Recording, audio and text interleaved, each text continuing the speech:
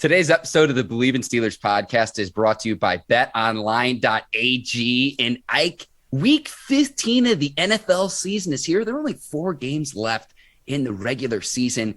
If you want to place a bet on the NFL action, betonline.ag is the place to do it. I bet you that the Pittsburgh Steelers will win the next 4 games, but I'm going to go to betonline.ag to do that. Ike, it sounds like you need to make that into a parlay. BetOnline.ag is exactly the place to do that. Head to the new and updated desktop or mobile website to sign up today to receive your 50% welcome bonus on your first deposit. Just use our promo code Bleav50, that's BLEAV50, to receive your bonus. BetOnline, where the game starts. All right, cue the music. It's time to start the show.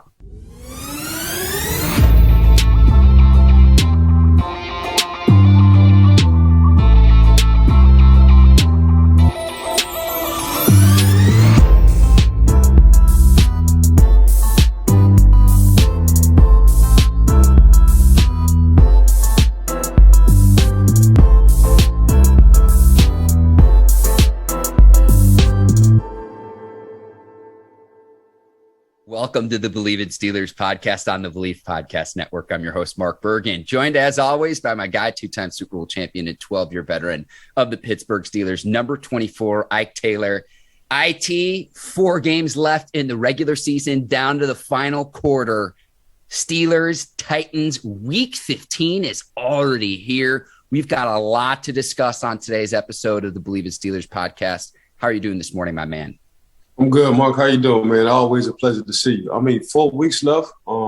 That goes by very fast, but I'm so glad they did put that extra game in. So that's a 17-game, 17-week season for the NFL. As you like to say, Ike, a 17-piece. You've been hanging around your boy too much, dog. On today's show, we will discuss our Week 15 picks. We're going to talk a little bit about the free agent quarterback class, but we're going to start, before getting into Titans and Steelers, about Mike Tomlin's comments addressing the antics of Chase Claypool. And Ike, this is why Mike Tomlin is the best of the best. His answer that he gave, and you knew he was going to be asked about this, Chase Claypool with his time-wasting celebration on the Steelers' final drive in Week 14 against the Vikings. He's been the most penalized receiver in the NFL. But I thought Mike Tomlin's response, and it was a very thorough one, was spot on. I've got the full quote if you want me to read pieces of it or any of it, Mike. But it was just a tremendous response in addressing something you knew that he would be asked about. Yeah, so that would that's what made Coach T special. You know, Coach T ain't looking at it just from the football aspect. He's looking at the project, and the project of having young men and trying to make them men, and understanding every man that walks into the Pittsburgh Steelers facility ain't going to get it as fast as others. You know, it's just like having kids. So Coach T look at it, even though they're men, they're kids, or they're kids to him. You know, they're his sons for him. So he looks at what he can help them with on the field, let alone, better yet, off the field. That's how Coach T look at it. So his perspective is totally different. His perspective is a perspective I don't know if a lot of coaches really care about, you know, but when you got a coach like Coach T and he cares on grooming you, making you the man that he thinks you can be off and on the field, some just going to take longer than others. And at this point in time, Chase is taking a little bit longer, and he don't get it right now than a Deontay Johnson at the same time. So or Juju. So as you can see, man, Coach T mentality is a lot different than I think a lot of other coaches' mentality, especially how he broke it down. You know, Coach T understand, man, I'd rather deal with this kid, especially in this environment, in this situation, especially for this organization, than put him out on the streets, because a lot of y'all felt like he made a bonehead play. Well, look at yourself in the mirror. You know, I'm sure at this point in time, at this age, when you was 21 or 22 years old, you was making bonehead decisions as well. So that's how Coach T kind of look at everything else. So glass half empty. Coach T, for the most part, man, he always put things into a different kind of perspective. And like you say, when he wrote and when he made that statement, it was so thorough. I had people calling me talking about Coach T needs to write a book, or they wait for him to retire so he can get on TV because they just like the way he present things. Coach T will forever have a job, and I truly Bleav that. But that's just Coach T thinking, man. Coach T thinks of himself more than just a coach. And when you have that coach kind of concept, because I am a coach, you're more than just a coach. You're a dad, you're a grandfather, you're a friend, you're a counselor. You're a little bit of everything when you're a coach, especially when players trust and really Bleav in you, and they can tell you anything. So that's Coach T, man. Coach T's just got to figure it out, and he figured it out early. That's why his response was the way he responded. Yeah, let me read part of this quote just so our viewers and listeners can understand what we're talking about, Ike. And this is a direct quote now. It says, "We don't wait for stuff like that to happen to address it. That's built in our 2-minute teachings at team development." And obviously he had a misstep in that area. He had missteps in other areas. He's a young guy who is growing and developing, and a lot of ways that can't happen fast enough for him, and it can't happen fast enough for us. We're going to continue to push that growth and development as long as he's a willing participant. He has been. And so we're going to just keep moving forward. And I also want to say this too. The Pittsburgh Steelers are a better football team with Chase Claypool on the field. That is evident last season, scoring 11 touchdowns, tying a franchise rookie record. He also made 4 catches for 69 yards on the Steelers' final failed desperation drive against the Vikings. And he also drew that key pass interference penalty on the Steelers' final drive. He had 8 catches for 93 yards against the Vikings. Yes, I'm disappointed in the penalty. Yes, I'm disappointed that he nearly fumbled. Yes, I'm disappointed in the celebration. But Chase Claypool and the production you're going to get out of him, if he does get mentally right, is better than anyone who could back him up. That's no knock on, say, a Ray McLeod or a Cody White. But the fact of the matter is other than Deontay Johnson, Chase Claypool is the next best Steelers receiver. They need him on the field. They can't turn to Juju Smith-Schuster because he's out for the rest of the season. Another target, Eric Ebron, is also out with a season-ending injury. So you need all the help that you can get. You've got to get Chase Claypool right mentally, because everything from the neck down, Ike, he's among the most talented receivers in the league. It's just what's going on between his ears. Yeah, he got to do that ASAP. And he got to understand. I get what Coach T is saying, but the NFL stands for not for long. So either Coach T going to be like, man, you can't keep costing my team these games. You can't keep costing my team certain situations. So Chase got to get ASAP. I just seen too many come across that Steelers facility. You know what I'm saying? At the wide receiver position. I just seen too many. That's if it's one position that the Steelers draft well, it's the wide receiver position. Yes, sir. But what Chase got to understand is he can't be replaced, next year, point blank period. So they need you ASAP. Now, when it comes down to what he can do on the field, his physicality and what he brings to the table, that's why Seven said, man, he respects and he thinks the sky's the limit, or there is no limit for Chase Claypool. Because Seven's seen the same thing I'm saying. He didn't see every receiver come across. He didn't see the Hines Ward, the Plexico Birds, the Antoine Randall Els, the Santonio Holmes, the Mike Wallace, the A.B. Browns, the Emmanuel Sanders, the Juju Smith-Schuster, the Deontay's. He didn't see it all. The Martavis Bryant, he didn't see it all. He didn't see it all. So for him to say, man, this dude can be one of the greatest Steelers receivers, he just got to come on board ASAP. Seven really means that, because Seven throw to these guys. He trusts in these guys. He believes in these guys. But Chase got to get it, because even though the NFL stands for the National Football League, it can also stand for not for long. I'm with you, Ike. What did you make of Devin Bush's comments as well this week? And I want to say this. I had a different reaction upon reading them and then actually watching the interview. But what did you make of his commentary to the media about his play this week, Ike? On the way, what was his comment? Well, he was saying, and I'm paraphrasing here, along the lines of no one on the Steelers defense has played up to the standard this year, which I think is pretty spot on. Again, I'm paraphrasing here. But, I mean, to say that no one's played at a high level, I think you can look at, say, Cam Hayward and a TJ Watt. But collectively, as a defensive unit, it is of my opinion that Devin Bush is an easy target. He is coming off that ACL injury. I think it really takes 2 seasons to get right. And he's an easy target considering he was the 10th overall pick in the draft several years back. So to me, it's not just, okay, and this isn't to absolve Devin Bush's play. It's not. But to pin all of the defensive struggles and specifically stopping the run, to pin that all on his shoulders, I think is completely unfair. But that there were a lot of fans that I know were disappointed in comments he made to the media, and they feel like he's making excuses when it's really just evident of the entire front seven as a defensive unit, partially due to injuries as well, that just hasn't been up to snuff in recent weeks. No, I'm looking at what he said now. I know I'm the same player. The stat sheet may not reflect that, but nobody on the Steelers is playing to their full potential. I disagree with that. I think Cam Hayward always plays to his full potential. And the reason why, when you go to Pro Football Focus and they say who has the highest grades every damn week is Cam Hayward. When you look at T.J. Watt, even though T.J. Watt has been hurt and missed training camp, because you can technically call that a holdout, a soft holdout.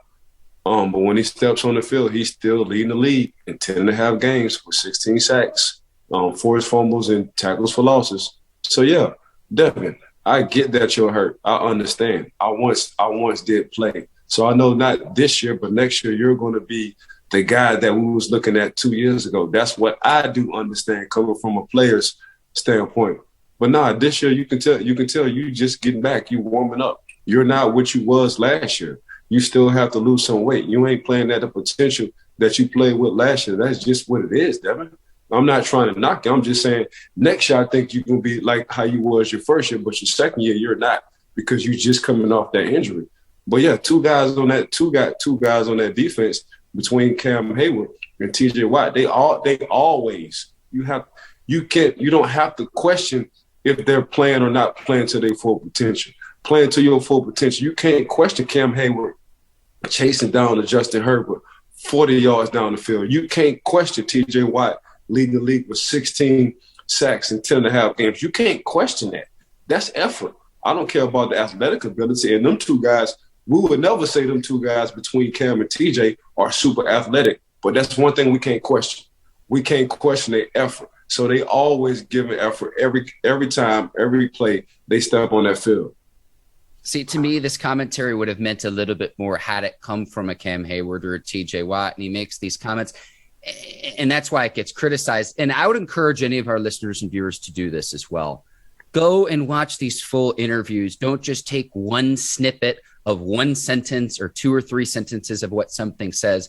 Understand the question that they're asked by media members as well. We ask for people to be, whether it's transparency, genuine, honest. And it's funny, Ike, a lot of times when public figures give that, and then they give that to media members and that's distributed out to the masses, then players then get criticized. You wonder why you get some of the same canned responses all the time of, hey, I'm just trying to work to get better. Hey, I'm trying to just do what I can to help the team. A lot of times they do that because it's to avoid storylines like this.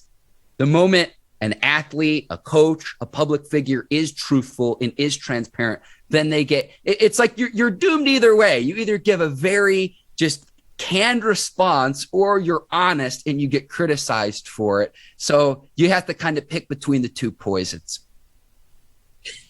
Yeah, well, guys got to start understanding who doing interviews, man.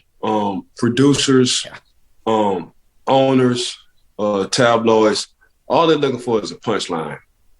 That's all they need. It's just like rapping. When you rapping and you like a song that you might like either has a good beat or it has a catchy hook. You know what I'm saying? Same way when you giving interviews, they just looking for that hook. They looking for that beat so they can put out tomorrow. That's all it is. So I just advise, the young guys when they're doing interviews, if you want to talk, but try not to give if you don't want to get criticized, try not to give a producer or tabloid a punchline.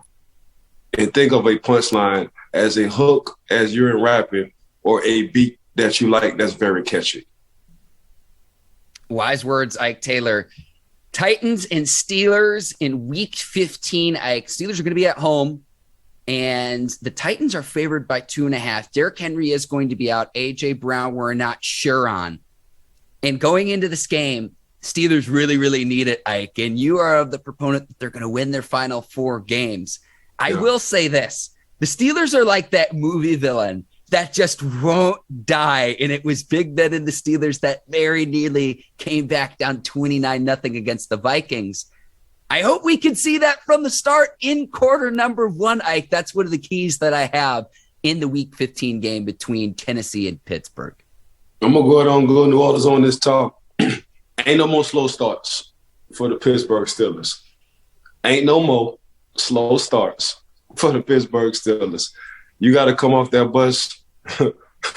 You got to come off that bus with no brakes. Green light. You know what I'm saying? That's what the Pittsburgh Steelers going to do. That's what I think is going to happen. I think from here on out. And I said I was reminiscing about that 2005 season with Jerome Bettis, and we had to win a certain amount of games to even try to get in. And I'm looking at it the same way with the Pittsburgh Steelers. That's just my intuition. So I think the Pittsburgh Steelers, they're going to start off fast. They're going to do what they need to do against the Tennessee Titans. Then they're going to win the second game. After the second game, they're going to win their third game. After the third game, man, teams going to hope and pray that the Pittsburgh Steelers don't get in the playoffs, because that's one thing you don't want to see right now. A hot team, a cold weather team, a team with a veteran quarterback that knows how to win in the playoffs. So I just can't wait, man. I just got a gut feeling, Mark, that the Pittsburgh Steelers going to take care of business against the Tennessee Titans and head their way to the playoffs because they're going to win 4 straight. We are recording this on Wednesday. It'll be due out on Friday. Psychic Ike Taylor. No, check that. Clairvoyant Ike Taylor. We need to get you like a hat, like maybe like a sorcerer's ball, a magic 8 ball or something, Ike, because you have a way of seeing these things and calling things well before that they happen. Now, you mentioned this on our last podcast. Mike Tomlin staring this square in the face in year 15. Could this be his first sub-500 team of his career? Let me just put it this way, Ike. You can't lose to Tennessee if you want to make the playoffs, because things don't get any easier. Day after Christmas, you got to go into Arrowhead and play the Kansas City Chiefs, who are among the hottest teams in the NFL. Then you've got 2 division games between both the Ravens and the Browns to close out the season. So look, Mike, it doesn't get any easier than it does here in Week 15 against Tennessee. Again, Titans are going to be without Derrick Henry. We'll see about A.J. Brown. Yeah, that's 4 playoff teams you just mentioned. So the Pittsburgh Steelers feel like they need to be in the playoffs. They gotta beat 4 playoff teams. That's just what it is. This is the meat on the bone for the Pittsburgh Steelers these last 4 games. Now, Pittsburgh talk about closing fast and closing hard and closing and going to, December and January football, with their feet on the ground running. Now is the time. You just mentioned between Tennessee, KC, the Browns, and who else? You mentioned one more. The Ravens. The Ravens. That's right. As of now, that's 4 playoff teams. As the playoffs was to start, these 4 teams you just mentioned will be in the playoffs. So the Pittsburgh Steelers feel like they are a playoff team. This is exactly what they need to do. They need to win these last 4 games, which I think they will. I'm with you, Ike. We'll go to the next segment, and this is kind of inspired on who the Steelers are playing. Quarterback Ryan Tannehill of the Titans was a great acquisition, taking over a few years ago for Marcus Mariota. He hasn't really looked back. Now, right. Ike, we've talked about how we hope that the Steelers can get creative with their cap flexibility and possibly making a trade for Aaron Rodgers or Russell Wilson, maybe Jimmy G in San Francisco with the emergence of Trey Lance. The Steelers would also have the 15th overall pick if the season ended today ahead of Week 15. But I'm looking at this free agent quarterback class, Ike, and I'm going to read you some names. Let me go through the list of names, and then I want you to be able to tell me whether it's for the Steelers or another team who the Ryan Tannehill is of the 2022 free agent quarterback class. So here's who we got. Ben Roethlisberger, who's probably going to retire after the season. Ryan Fitzpatrick, Andy Dalton, Nick Foles, Cam Newton, Tyrod Taylor, Jameis Winston, Jacoby Brissett, Teddy Bridgewater, Marcus Mariota, Joe Flacco, Mitch Trubisky. Who you got, Ike Taylor, of among those players who could be like Ryan Tannehill and reestablish his career with the quarterback, with the team that he goes to in the 2022 season? Teddy Bridgewater. I think Teddy Bridgewater, and the reason why I say Teddy Bridgewater, when you just look at all the teams Teddy has been on, they say his teammates love him. His coaches love him. And when you just look at what he did before he got seriously injured with the Minnesota Vikings, they was in the playoffs, So for me, you give exactly what he had for the Vikings. He had a good defense. He had a running game. He had 2 receivers. He just wound up getting injured. He was on his way. So he was doing the same thing Kirk Cousins was doing for Minnesota. Teddy was doing the same thing, exactly, probably a little bit better. So if you would have put Teddy on Tennessee, he would have been doing the same thing Ryan Tannehill. You put Teddy with the New England Patriots, with that good defense in that running game, he can do the same thing Mac and Cheese is doing right now. So that's you put Teddy with the Cleveland Browns, he'll be doing the same thing, probably a little bit better than Baker Mayfield. That's just Teddy. But Teddy, he could and would take advantage of his surroundings. So yeah, I think Teddy's he's right in between a truck and a trailer. He's the hitch. You know what I'm saying? So if he needs to be a truck, there won't be too many games, but I think he could. A trailer meaning, man, everything is going perfectly fine. But I think, Teddy Bridgewater, he's that hitch between the two. And I think he's one of the only ones that is that hitch between the two. But before he got injured, Teddy Bridgewater, he was doing everything he wanted him to do in Minnesota. He was Kirk Cousins before Kirk Cousins was in Minnesota. So I think if you put Teddy Bridgewater on that Cleveland Browns team, Cleveland Browns got action. That's just my personal opinion. I like the car analogies. The hitch, kind of that tweener where, like you always say, truck, trailer. Truck can carry a team. A trailer needs everything around the quarterback to be able to succeed. See, I put Teddy Bridgewater in my notes, but for the sake of he would be on his 5th team if he goes elsewhere this offseason. So what happened in Minnesota, largely due to injuries. He played well for the Saints under Sean Payton and company. It went 4-1.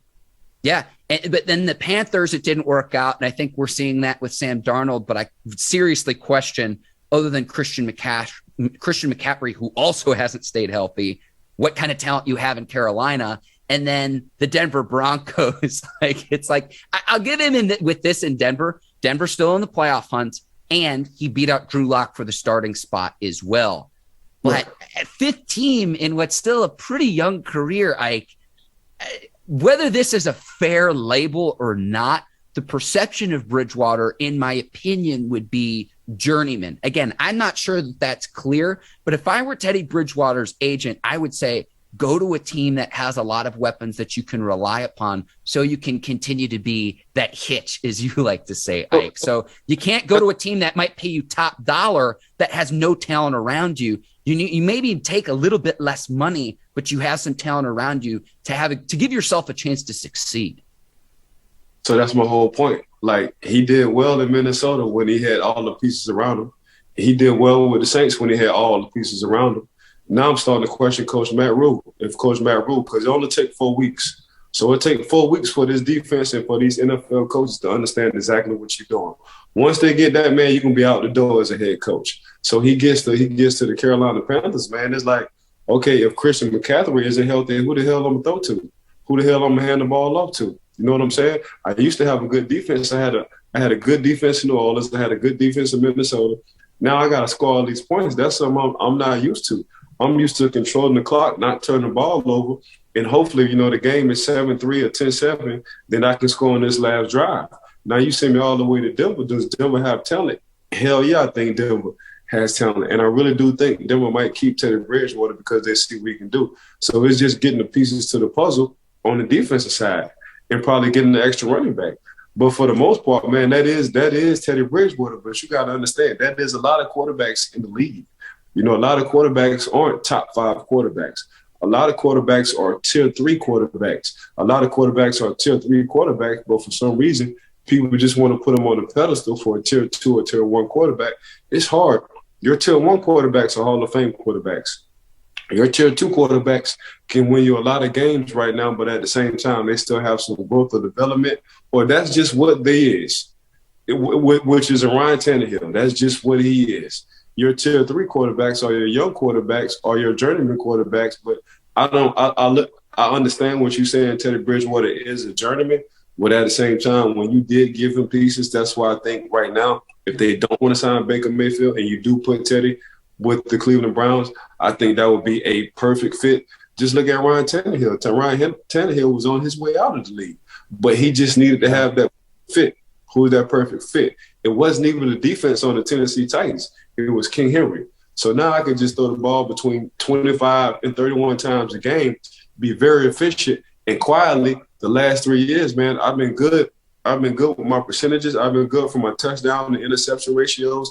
Now y'all starting to talk about me. But the only reason it's like that is because of King Henry in that running game. Now the Tennessee Titans are slowly but surely getting their defense together to help Ryan Tannehill out even better. But at the same time, man, that's why I think Ryan Tannehill is Teddy Bridgewater. So if you put Teddy Bridgewater in a situation like Ryan Tannehill, I think quietly over the next 4 or 5 years, he'll be a very valuable quarterback. Perhaps certainly, or perhaps undervalued. And you mentioned the talent of the Broncos with Jerry Jeudy and KJ Hamler and Cortland Sutton. Got a nice running back in the backfield, and Javonte Williams, the rookie, as well.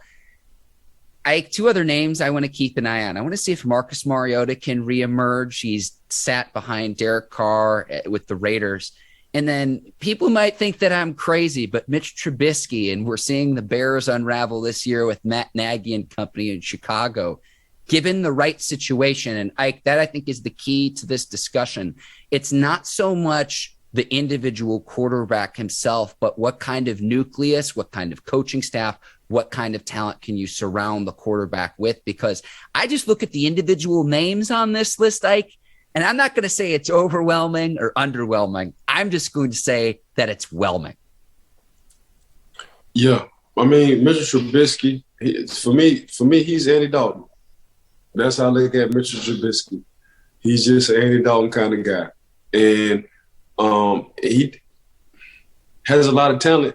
Did have one good year at North Carolina, but at the same time, I just never thought Mitchell was, that guy. And it's not his fault that he got drafted high in the draft. So you can't blame the player for getting drafted that high and doing good in college for a season or two and people taking chances. Like, you can't fault the player for that. Fault the goddamn GM and the owner for making them kind of decisions and thinking this guy's the guy, So at the same time, the Mitchell Trubisky, that's tough. That's tough, Mark, because I never really saw him like that, even when he was at North Carolina. He's got a little bit of wiggle to him, though. But again, I looked at this list, and there's not a name that pops off the page to me. It's very whelming. But again, I go back to what you were saying. I think fit's going to be a lot more important than the individual talent of any of these quarterbacks. Yeah, for me, the Tannehill in 2022 free agency class is Teddy Bridgewater. Okay. Ike, we're going to take a quick break to tell our viewers and listeners about Lightbox Diamonds. And it's the time of the year. It's the holiday season. You might be thinking about popping the question to that special someone. We're like 10 days away from Christmas too. Right.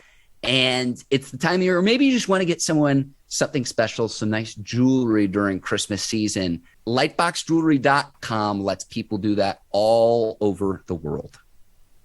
Hey, check this out. Lightbox Jewelry.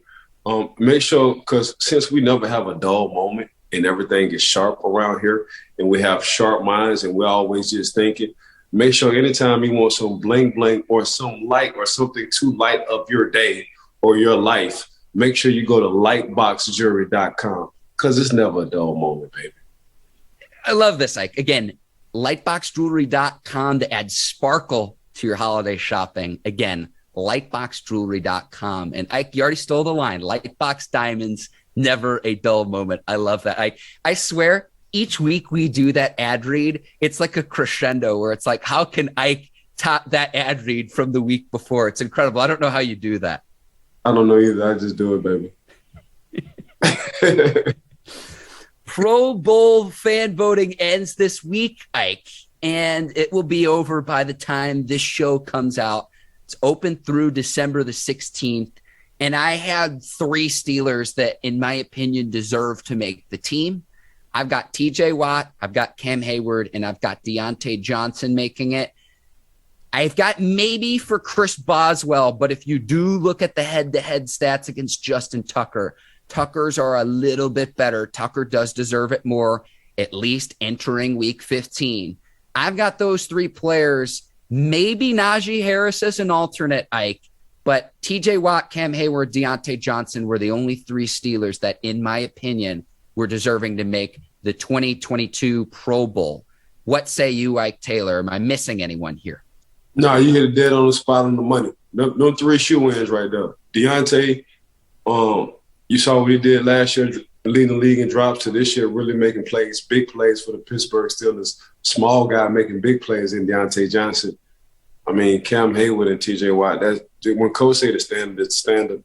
That's the standard. When you say what you want your Pittsburgh Steelers guy to look like, you just popping them two, or you just say them two names and tell people go watch YouTube.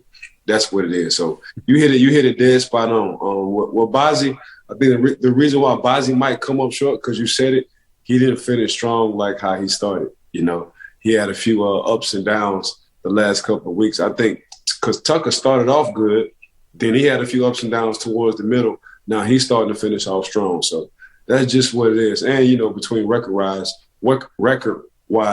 the Baltimore Ravens have a better record. We 6-1. I think the Baltimore's 8-5. Is it 8-5? I think they're 8-5 right now. So, and a lot of that have to do with, you know, Tucker kicking a lot of field goals and putting them boys in position, because the offense haven't been doing too well. The Baltimore Ravens offense haven't been doing too well. So right now, Tucker has been the offense. So yeah, I agree with you 100%. Those three guys between Deontay Johnson, Cam Hayward, and TJ Watt, them, for me, my mind, they should lose. The Ravens are 8-5, Ike, just to confirm. And both Tucker and Boswell have missed 2 field goal attempts each this season. But Tucker's 28 of 30, Boswell's 24 of 26. Boswell's also missed 2 extra points this year, whereas Tucker hasn't missed 1. Now, you might say, Mark, you're being a yinzer. Deontay Johnson, does he deserve it? 3rd most receiving yards in the AFC behind Tyreek Hill and Jamar Chase. We don't need to talk about TJ Watt and Cam Hayward. This is already a TJ Watt and Cam Hayward fan appreciation show. If you don't know what they bring to the table, pop on the tape, watch YouTube, or if you really just want a quick snapshot, look at a stat sheet and look what TJ Watt's done in his limited playing time this year, and he still leads the league in several categories, including sacks. Yeah. They don't know if they don't know what TJ Watt and Cam Hayward bringing to the table. And speaking of the table, they bring a Thanksgiving every goddamn week to the table. That's exactly because they stay on the field. Now, all these other guys, they might bring a drive-through to the table, something you probably don't want, something that might catch your eye every blue moon. But, yeah, let's not ever question what Cam and TJ bringing to the table. They bringing Thanksgiving. Yes, all the turkey, all the fixings, mashed potatoes, and that sweet, sweet pumpkin pie with some whipped cream on top. Ike, take a nice little turkey-induced nap food coma in there. So I saw you do that too. Oh, it's a yearly Bergin family tradition that I take a nap every year, and I've got like my designated spot too. This is a yearly tradition. I saw you catch the itis at my house after you got done eating Lex food. Oh yeah. Listen, we had a full day. We had a workout in the morning. We had the cigar bar. We had a full day. So yeah, I gotta get my rest. 12 o'clock. Like, we got to get to the week 15 matchups. Raiders at Browns. We've got some Saturday games for the first time this season, which I'm very excited about. But this game's off the board right now, considering all of the COVID tests that the Browns have had. Baker Mayfield and Kevin Stefanski have tested positive. So with Baker Mayfield, unless he has 2 negative tests between now and Saturday, he's out versus the Raiders. Again, by the time this show comes out, we might have a better understanding whether he'll play. Case Keenum would back up Baker Mayfield, but you got several other Cleveland Browns that are also out. It's not just Mayfield. Troy Hill, Drew Forbes, Austin Hooper, Jarvis Landry, Takk McKinley, Wyatt Teller, Jedrick Wills. 3 out of the 5 starting offensive linemen aren't going to play in this one, Ike. And so that's why this game is off the board. I don't know what the NFL can do, but it's just a really, really unfortunate break for Cleveland. Oh, man. Cleveland always got something going on, man. Always. I mean, I remember playing them back in the day. They had to shut Cleveland down because their hot tub got infested. Like, the Cleveland, for some reason, man, they always got something going on in Cleveland, man. I mean, from staph infections all the way down to the positives before the game. Like, that's just Cleveland. You know, it doesn't surprise me, man. Like, back in the day, the stuff that was going on in Cleveland, they would have shut Cleveland down and moved to a whole city. They probably would have moved to Toledo back in the day when it was going on in Cleveland when I was playing. So, yeah, man, that's typical Cleveland. Hey, can you tell us the story about the hot tub? No, it was just a lot of – at one point in time in Cleveland, man, a lot of guys was catching staph infections. Okay. You know what I'm saying? That's not good. You know, that staph infection can turn into MRSA. And that MRSA can turn the man go see Jesus, and that's what you don't want. Like, you got to take them staph infections pretty serious. But it was just like every other week somebody had a staph infection coming from Cleveland, and you know, word travels, you know, and that's just what it was. So I mean, it's just typical Cleveland, man. There's always something going on in Cleveland, Mark. Yeah, you mentioned staph infections. I remember when I played in high school, I can't remember if this was my junior or senior year, we had to like take all of our equipment home and clean out our lockers so they could wipe everything down, and then take like disinfectant and, you know, either spray or shoulder pads or wipe it down with wipes and everything to make sure everything was clean. Because anyone who doesn't know about, and I'm not a doctor or a medical expert, but you can Google it. So I was just curious if there's anything more to the hot tub story. No, that's what it was, man. It was just like, bro, before you get in the hot tub, bro, go take a shower, bro. Like, golly, man, don't jump in the hot tub straight after practice. But y'all boys ain't got no hygiene, huh? Get your ass, wash what you need to wash. If you got a wound or something, tape it up, wrap it up, then come hop in the hot tub. Well, man, just don't hop in the hot tub right after practice. You know how we smell after practice? We don't smell good after practice. Man, get your butt in the shower, man.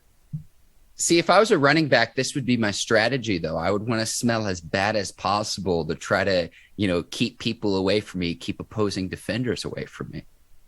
Nah, because if that's your strategy, I'm trying to run into you as hard as I can to make sure I can clarify that smell, because I'm trying to smell just like you did. All right, Ike, we'll see what happens between Browns and Raiders. But again, this game's off the board. In all seriousness, if this happens in the playoffs, the league's got a major problem. Yeah, I'm dead serious about that. If this happens in the playoffs and you've got a key star player or a key contributor to a team and they say, nope, you can't play because of our protocol, I am telling you right now, Ike, the league needs to get out in front of this issue, versus if this happens and you have a star quarterback or a star running back or a key lineman. You know, I don't need to go through every position group, but you get the idea. This happens now in week 15 in a game where both the Raiders and Browns desperately need if they want to make the postseason.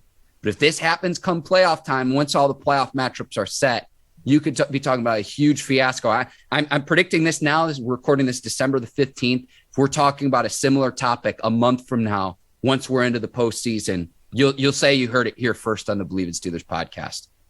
I tell you this, Mark.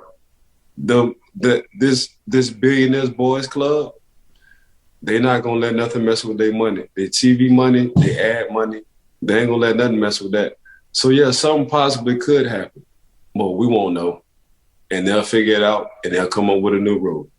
That's just what it is. When you're talking about billionaires and them boys, the Billionaires Boys Club, that's what we call it as players, because this is something they do on the side. They don't make their money off of this. So when they want to come up with new rules, they're coming up with new rules, especially if it's a high-profile game and a high-profile quarterback versus another high-profile quarterback, and they know them TV ratings going to go sky high. If them two playing, mark my word, Mark, they will come up with a new rule.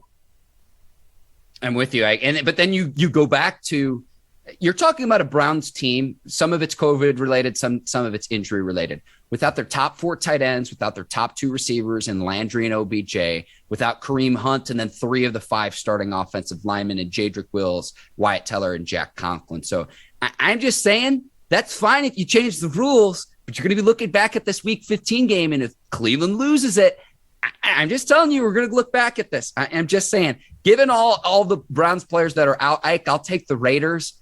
We'll see what happens on Saturday, though. Yeah, if all them players out, man, I'm still going with the Browns. I think the Browns defense is just playing way better than just David Clowney is playing good. I think he's starting to warm up. People are not talking about David Clowney. You know what I'm saying? So, and he's on the other side of Myles Garrett. So I'm still going to rock with the Browns, even if they have all these COVID list injuries, so to say. I'm excited to see what Case Keenum can do, too, because Baker Mayfield has not played well this year. A lot of it's due to injuries. The Case Keenum game, mark it down. Patriots at Colts, and I found this to be amazing. This will be the first Patriots-Colts game played without either Tom Brady or Peyton Manning since Week 14 of 1997. The 2 starters all the way back in that game, Drew Bledsoe and Jim Harbaugh. So a new era between these 2 teams. It doesn't mean we getting old, bro. That's all that means. In 1997, I was 17 years old. That was my junior year. I was heading into my senior year in high school. And we talking about Jim and, Drew Bledsoe. Yeah, that sounds about right because Drew got a whole thing going on. He got a whole winery in California making number money. And, Jim, he coaching. He ain't doing no making number money as well. And we talk about 20 years later. So, yeah, this should be a good matchup, man. A nice little old school matchup, traditionally wise, but at the same time, I'm going to rock with the Patriots, man. I got a strong feeling about the Patriots. I know they keep talking about this young kid, Mac, that he's just a rookie, but they're not asking Mac to do much at all. If you look on the defensive side of what they're doing, they're taking the ball away. They're playing very stout. If you just look at their running game and look at their personnel, when you want to talk about just offensive linemen, Coach Belichick, he can go with like 7 to 8 offensive linemen and say like, man, I just want to control the clock and play smash mouth football. That's what he just wants to do because he still wants to groom Mac and Cheese, and Mac and Cheese ain't turning the ball over. So that's just what it is, man. Them boys got a nice little team. I'm not looking at Mac and Cheese just by saying he's a rookie. I'm going to exclude him from the rookie part because I know his coach is genius. And he has the personnel to run and do whatever he want to do because he's the week-to-week kind of guy when it comes down to game time decisions and doing what he need to do and game planning. So I'm not going to take nothing away from Mac and Cheese and Coach Belichick. They got everything they need to win a Super Bowl. That's what they have. Everything to win a Super Bowl. Patriots have won 7 consecutive games, Ike, and over the past 7 games, the Patriots have only allowed 36 points. That's just more than 7 points per game. Now, this game comes down to whether the Patriots can stop the Colts running game led by Jonathan Taylor and up front Quentin Nelson. The NFL's leading rusher, he has 1,348 yards and 16 touchdowns. The next closest rusher, Joe Mixon of the Bengals, who has just over 1,000 yards, Ike. So I look at this and I look at the stats and I see that the Colts rank first in the NFL in rushing average, second in rushing yards per game, and third in scoring. That to me is going to be the key in this one. And one other thing too, the Patriots and Damian Harris, who's been very good this season, he's got a hamstring injury. His status is uncertain. So because of this, I'm going to take the Colts to end the Patriots winning streak. This is the Saturday night game at Lucas Oil Stadium. Give me the Colts at home in this matchup between the 2 AFC teams. Not even. You know what Belichick gonna do? Hey, Carson Wentz, go win the game for the Colts. We're gonna stack the box. We stacking the box, and Jonathan Taylor will not beat us. That's what he will. Jonathan Taylor will have 50 yards. Mark my word. Maybe all right. 61 yards. Jonathan Taylor will have 61 yards rushing. That's a guarantee. He'll have 61 yards rushing. Carson Wentz going to have to win the ball game to beat the New England Patriots, and I don't think he can do it, Mark. Yeah, I'm trying to look up really quickly if I can see what the prop bet is from betonline.ag for Taylor's rushing total. So IT is on this right now. I'm going to see if I can pull that information up, but you've got fewer than 60 yards. Look, see what that number is. Go to betonline.ag and place your wager because you heard it here from Ike Taylor first. So I'm with you, Ike, in terms of the genius of Belichick and how he's able to devise a defensive game plan. Yeah, see, what you got to understand about Belichick, he's not looking at Jonathan Taylor. He's looking at the scheme of the blocking scheme of the Indiana Colts and how he's getting his yards. He's going to take that away and say, Carson Wentz, if you can beat me, you can win this ball game passing. But y'all definitely not going to win this ball game rushing the ball. I cannot find that number off the top of my head, but go to betonline.ag. I'm sure that they have it, Ike. We'll go to the next game, and that's going to be between the Bengals and the Broncos. Broncos favored by 1.5. It's kind of a loser leaves town matchup, Ike, because both teams have a 7-6 record.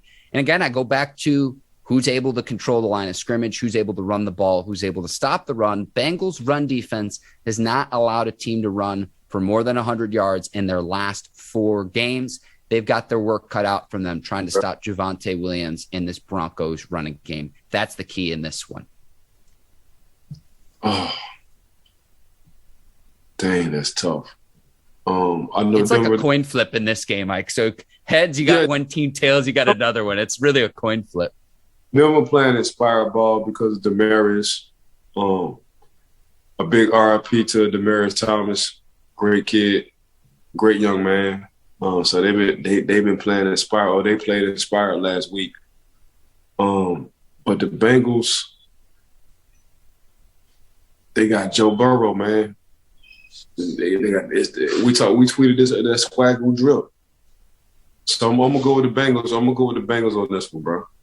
I was going to pick the Bengals too because I hate doing this, but the quarterback matchup, Burrow versus Teddy Bridgewater, I'll take Burrow in that one. So again, I think it's going to come down to the running game. So we'll see how all that shakes out. Packers at Ravens. Now, this game is on the board right now. The Packers are favored by 5. What I'm looking at is this. How much does the line change depending on Lamar Jackson's availability? John Harbaugh has said that he plans on playing with Lamar Jackson and that he'll go. If Jackson can't go with that ankle injury, it'll be Tyler Huntley who would make his second career start, who has looked good for the Ravens. But again, this line will move drastically in Green Bay's favor if we find out that Lamar is unable to go and unable to suit up. Ravens are first in the AFC North Division. Packers are first in the NFC North Division. This is one of the best matchups of the weekend. Again, Packers favored by 5. Who you got, Ike Taylor, in this one? It don't matter if Lamar is playing or not. Packers going to win this ball game. I think the Packers coming out of the NFC, just period. They got the total package. Aaron Rodgers is having fun. He understands he don't have to throw the ball all day if you don't want to. He can hand the ball off to Lightning and Thunder. And that's Dillon and Jones sitting in the backfield. He can throw it to Devontae if he wants to. He can throw it to his other receivers. Matter of fact, Finley is starting to wake up at the tight end position, old school. So in their defense, they finally getting healthy. They finally getting their starters and their guys back. So right now, man, in my personal opinion, the Packers, your boy just sitting in the Matrix. Aaron Rodgers is just sitting in the Matrix. So I'm going to go Aaron Rodgers regardless on Lamar Jackson being in or out. I think the Packers will win that regardless. Okay, Ike, if Lamar Jackson plays, I'm going to take the Ravens to at least cover, again, that 5-point spread. I know the Packers, if you watch the Sunday night football game against the Bears, won by 2 scores. That game was closer than it really appeared to be. Again, it's really dependent upon if Lamar plays or not. And if that does, this line will change. Give me the Ravens to at least cover. Not sure they'll win outright, but at home in Baltimore, I'll take the Ravens. Sunday night football, Saints and Bucks. And Ike, I said this at the start of the week, and I'm going to say it again. If you want to make some money this holiday season, go on and make a bet for Tom Brady to win NFL MVP. He's the favorite right now at -200. Those odds are only going to increase in Brady's favor because you look at these last 4 games, Saints, Panthers, Jets, Panthers. This is really the last game on the Buccaneers schedule where I think that they could slip up, I'm going to take the Bucs at home, favored by 10.5 against the Saints. Not sure that they'll cover, but what I would say is this. If you're looking to make a parlay, throw the Bucs in a money line parlay at home against their division rival in the Saints. But also, Tom Brady and the MVP odds, hop on now before those odds go even further in Brady's favor. And if they continue to win, I think it might even be taken off the board outright, because I look at the final 4 games the Buccaneers have. I'm not going to say it's going to be a walk in the park, but the Buccaneers should win at least 3 out of the 4 of those, if not all 4. Yeah, I'm going with the Bucs. Taysom Hill for me ain't gonna cut it. You know, I feel like the FedEx. We've got to sign that. He keep calling. Yeah. Ike's getting the delivery mid-show. So, you know, my nephew about to sign today for the full scholarship for Florida State. So he just got the full package to sign for the full ride at Florida State. So that's what I just showed him. Yeah. So I guess we about to sign in a few. But yeah, man. Yeah, I'm gonna take the Bucs. Taysom ain't gonna cut it for me. If he would have said James Winston, they would have gave him the shot to beat the Bucs, because I saw what he did the first game to the Packers. But James Winston's not playing right now. He's hurt. He's been hurt for a while now. I don't think Taysom can get the job done. So yeah, I'm gonna take Tom Brady. Tom Brady to win the MVP of the league right now, and Tom Brady to win this ball game against the Saints this weekend. Congrats to Bishop, and if he can hear me, Florida State's going to get heck of a player. Yeah. So congrats to Bishop as well. I know how much that means to you and with his development too. And I'm going to give you some praise as well, because I know you helped him during his recruiting journey. I had a lot of fun watching that. You'd go from campus to campus posting on your Instagram page too, but a lot of hard work goes into that, and Florida State's going to get heck of a ball player. Man, I appreciate it. Flew sis down, got his mama down here. So she was in New Orleans. She was like, "Can you send me a copy?" I was like, "Hell no, I'm putting your ass on the flight so you can actually see this in person. Like, you deserve this more than anybody." So that's exactly what we're doing. So Coach Odell, Coach Joe keep hiding at me on the phone. He keep blowing my phone up. But I'm on this podcast. I get it covered. All right, let's finish up so you can handle your business. Score prediction: Titans and Steelers. I've got the Titans beating the Steelers 34-27. You like the Steelers to win 4 straight in a row. I just don't see it. I've made that abundantly clear. One thing, too, I'm curious to see, does Bud Dupree suit up? I know he's been hurt, but the Bud Dupree revenge game, I will say this, Kevin Colbert in the Steelers front office made the right decision in not signing him to that 5-year, $82.5 million deal that he got from the Titans. Not going to fault a player for getting his money, but his level of production hasn't been what it had been in the 2019 and the 2020 season in Pittsburgh. Despite all of this, maybe Bud Dupree revenge game, I'm going to take the Titans against Pittsburgh. What say you, Ike Taylor? I got Pittsburgh 17-21. Man, I'm going to hit it right. Oh, that just came to me. 17-21, baby. Pittsburgh Steelers. Go with Psychic Ike Taylor. If I could give our listeners or viewers any advice, go with Ike. IT, you're the absolute best. Want to give you a shout out. Shout out to the Bleav Podcast Network, the folks over at Brinks TV, led by John Brinkus, Courtney Vargas, Herbert Diaz, and their team over there. Today's sponsors, betonline.ag and Lightbox. Thank you. And thank you to the listeners and the viewers of the Bleav in Steelers podcast. Thank you for watching and tuning in to us each week. Shout out to betonline.com AG. If you need to make a bet 24/7, 365. If you need some kind of jewelry and you don't want your jewelry dull, you want your jewelry sharp, light, and bright, go to lightboxjewelry.com. Shout out to Brinks TV for all these 5-star subscriptions and making us look fancy, and Courtney and her team for just doing the stats and making us look good. I appreciate you, Miss Courtney, you and your team at Brinks TV. Shout out to my dog, Mark Bergin, for rocking with me since day one. Big shout out to Bleav in Steelers podcast, man. I appreciate y'all for giving Mark and I this opportunity. Make sure viewers and people who listen to our show give us a 5-star rating and review. Say something positive. Make sure y'all can give us some questions too that we can answer on the show, because we would love to do that. Thank you. For Ike Taylor, I'm Mark Bergin. Thank you for listening to the Bleav in Steelers podcast. We will be on again next week on Monday. Until then, take care and so long, everybody. Peace.